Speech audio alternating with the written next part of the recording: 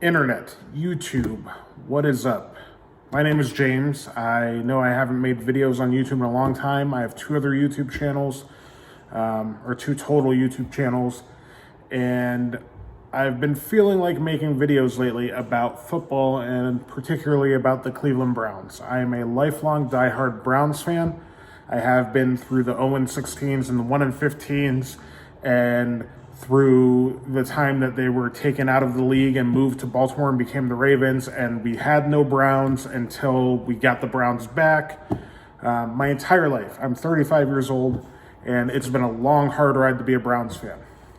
With that said, I felt inspired to make this video today because I've been watching this Cleveland Browns team for my whole life, and recently I've been paying more and more attention to it, obviously because things have turned around in Cleveland for the Browns.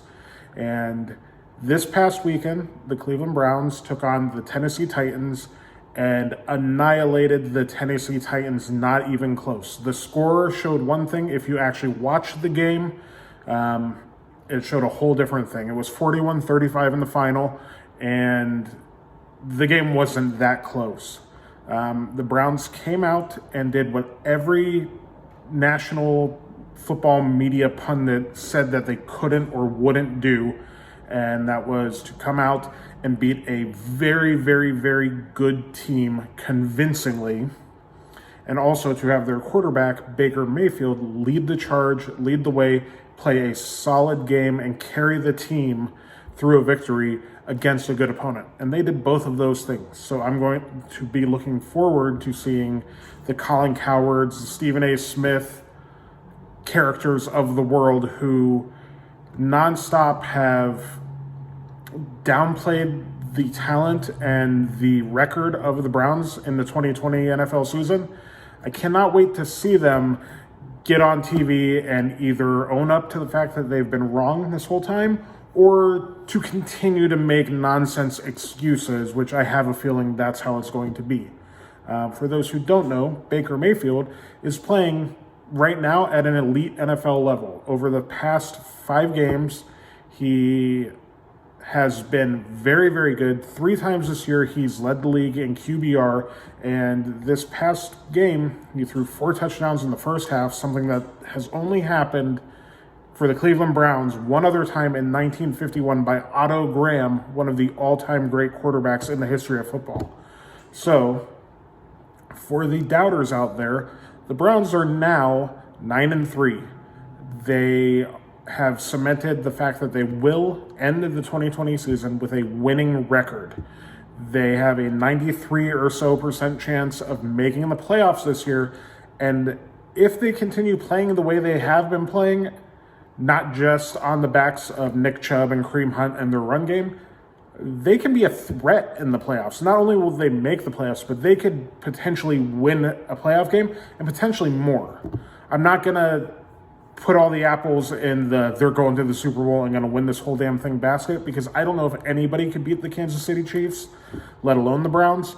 But they can do damage, and I think they are now a team that has to be taken seriously, that has to be respected with the same sort of respect that opposing teams would go in facing a team like the Chiefs, like the Packers, like the Saints,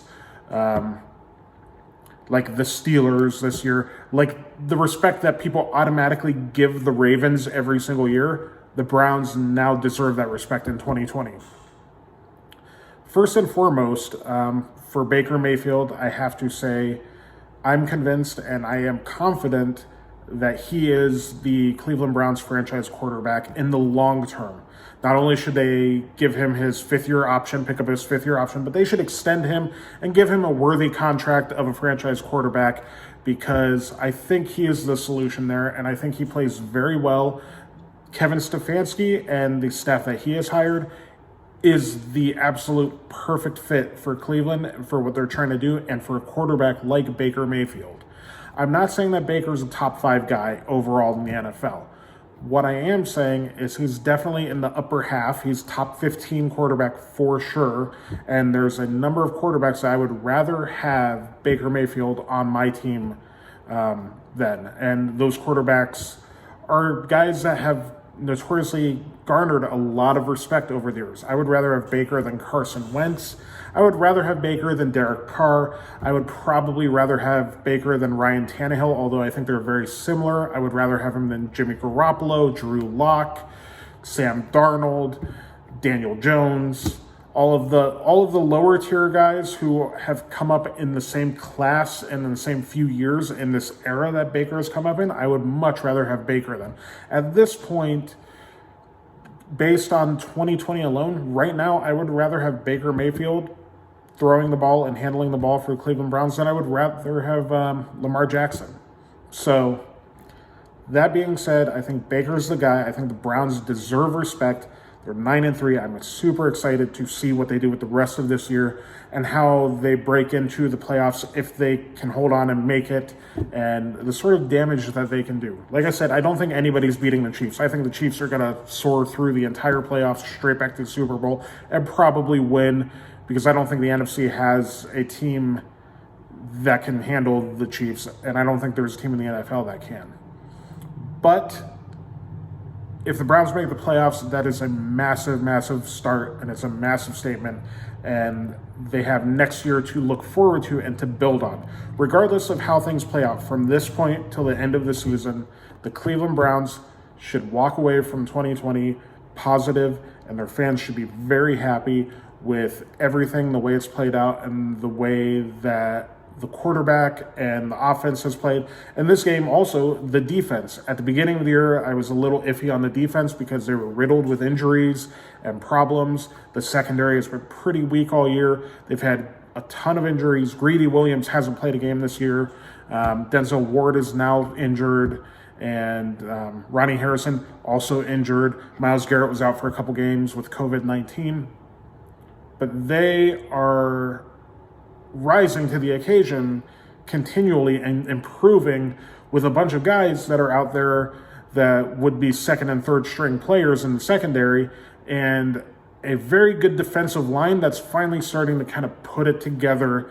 And we saw that with the absence of Myles Garrett, how Larry Ogunjobi and Sheldon Richardson kind of stepped up to fill the gap, and then guys like Adrian Claiborne and even Porter Gustin to a degree in a couple games stepped up and played well and have made this defense very formidable. I think they're probably a middling, kind of middle of the road defense in the NFL. They're not lower half, they're not quite upper echelon, but they're very good, and they have potential to continue to get better, which is a great sign for Cleveland, a great sign for Cleveland fans. After this season, however it ends up shaking out at the end of the year, going into 2021, I think they have nowhere but up to go from here. I think in the NFL draft and through some free agency, they could solidify that defense, get a couple defensive line pieces to fill in gaps, and also get some either linebacker or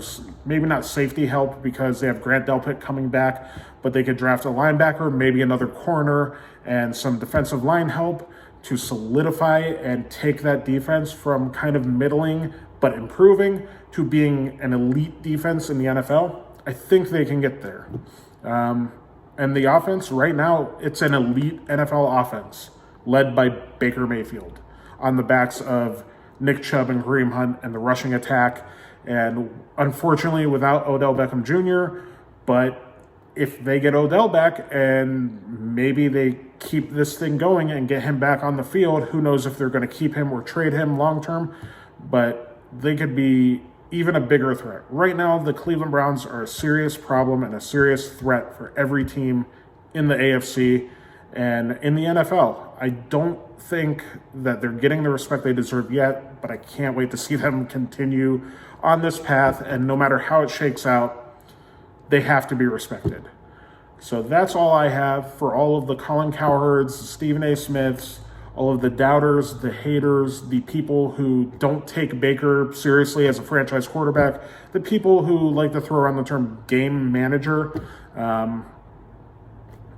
Here's our quarterback.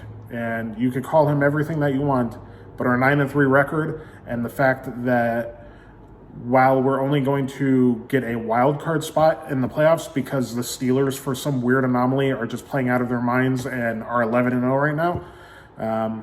If that wasn't happening, I think the Browns win the AFC North convincingly, and we're talking about one of the best teams in the AFC.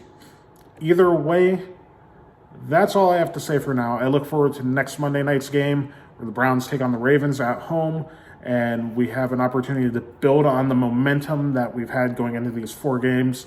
And like I said, Baker Mayfield is our dude. He has the highest QBR this week of any quarterback. This is the 3rd week this year he's done that. He is one of only 2. There's been 2 games where a quarterback has thrown 4 touchdowns in one half, and he has both of them. He did that against the Bengals. He did that against the Titans. People using the excuse that, he crushes the Bengals all the time. He plays well against shitty teams. You can't say that anymore because the Browns now have 2 solid victories against 2 of the teams in the AFC that people consider contenders and consider major threats, and that's the Colts and the Titans. So for everybody who doubted, you guys could sit there and continue doubting because I love it. I love watching the whole nation and all of sports media doubt this team and watch them continually rise to the occasion and play well. And dudes like Baker Mayfield, who people write off, just play out of their mind and do great things and win football. That's all I've got. I will talk to you again soon.